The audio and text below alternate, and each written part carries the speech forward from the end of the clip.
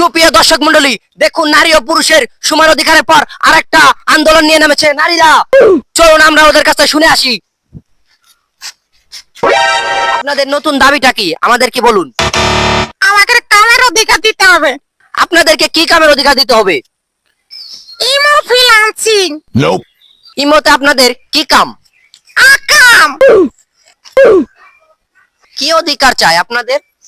আমাদের imo freelancing card বানাই দিতে হবে।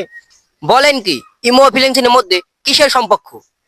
ইমো ফ্রিল্যান্সিং রা ডলার কামাই, আমরা কি ডলার কামাই না? আমরা ইমোতে ডলার কামাই।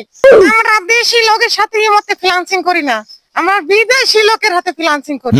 যেভাবে শাহবাগী মেয়েদের আন্দোলন মাইনে নেওয়া হয়েছে, সেভাবে আমাদেরকেও মাইনে নিতে হবে। এই স্বাধীন দেশে থেকে যদি আমাদের দাবি না মানে, তাহলে আমাদের ভারতে পাঠাই দেন। ওই দেশে শুনছি যে মোদী সরকার মাইনে নিবে। কি ভারত সরকার বৈধতা দিতে চাইছে?